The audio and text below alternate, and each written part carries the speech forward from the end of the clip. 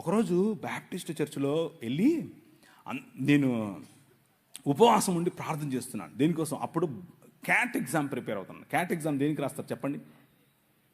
Cat అంటే పిల్లి కదన్నా అన్నారు పొరపాటున. క్యాట్ ఎగ్జామ్ దేనికి రాస్తారంటే ఎంబీఏ కోసం రాస్తారు.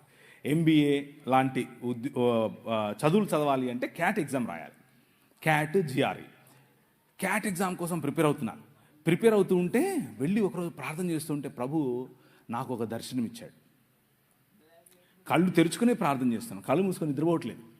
కళ్ళు తెరుచుకునే ప్రార్థన చేస్తున్నాను. ప్రార్థన చేస్తూ ఉంటే ఆమోసు గ్రంథం ద్వారా ఆయన మాట్లాడి అనేకమైన జనాలు నెత్తి మీద టోపీలు పెట్టుకుని తెల్లటి వస్త్రాలు వేసుకుని ప్రభు అయిన యేసు క్రీస్తులోనికి పరిగెట్టుకుంటూ రావడం నేను చూశాను. నా దర్శనంలో చూశాను. ప్రభు అన్నాడు, నువ్వు ఇందోర్ అనే పట్టణానికి వెళ్ళాలి అన్నాడు. ఇందోరా?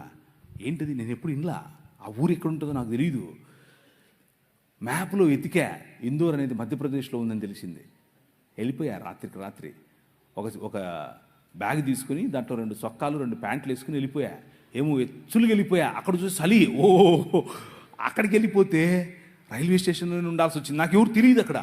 3 రోజులు 3 రాత్రుళ్ళు రైల్వే స్టేషన్లోనే ఉన్నాను.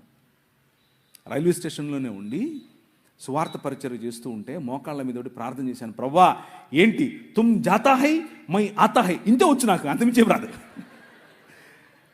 జాతా హై ఆతా హై ఇంతే వచ్చు. ప్రవ్వా ఏంటి ప్రవ్వా, నాకు ఈ భాష రావట్లేదు, నేనేం చెప్పాలి అని అంటే అనర్గళంగా మాట్లాడటానికి హిందీ ఇచ్చాడు. దేవునికి స్తోత్రం కలుగును గాక. అనర్గళంగా, మామూలుగా కాదు. ఒక్క నెలలోనే టీవీలో మాట్లాడాను. ఎలా? హిందీలో మాట్లాడాను. నేనేం నేర్చుకోలా, ఏ స్కూల్కి వెళ్ళలా, ఏ గ్రామర్ చదవలా. కానీ వాళ్ళు నన్ను సౌత్ ఇండియన్ అనుకోరు.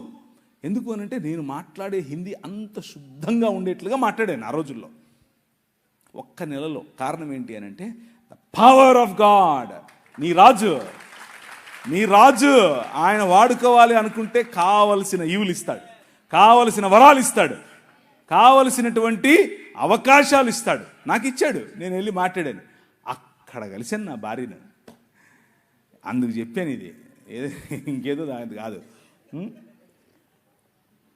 అక్కడ ఏంటి ఫుల్ చక్కెర వేసారేంటి? నేను చక్కెర తాగను, హనీ. ఓకే. అక్కడ నేను పనిచేసేటటువంటి, అంటే నేను ఏ సంఘంలో అయితే వెళ్ళానో ఆ సంఘం పాస్టర్ గారు అమ్మ లడ్డులాగా దొరికాడు అనుకున్నాడో ఏమో తెలియదు, కానీ వాళ్ళ కూతురునిచ్చి పెళ్లి చేశాడు.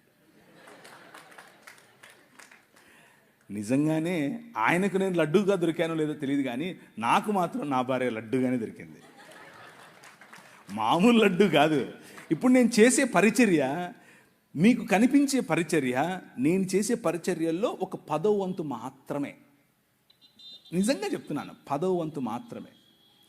చర్చ్ ప్లాంటింగ్ కానివ్వండి, రోడ్డు మీద పడుండే వాళ్ళని తీసుకొచ్చుకోవడం కానివ్వండి, పిల్లలను పెంచడం కానివ్వండి, డిసైపుల్షిప్ ట్రైనింగ్ కానివ్వండి, బైబిల్ కాలేజెస్ కానివ్వండి, బిజినెస్ యాడ్మిషన్ అనే పరిచర్య కానివ్వండి, వ్యాపారాలు స్థాపించే పరిచర్య కానివ్వండి, పొలిటీషియన్స్గా ప్రజలను రిలీజ్ చేసే పరిచర్య కానివ్వండి, ఇలాంటి పరిచర్యలు అనేకమైన పరిచర్యల్లో నా భార్య నా ముందు నాకు వెనక్కుండి నడిపిస్తాయి.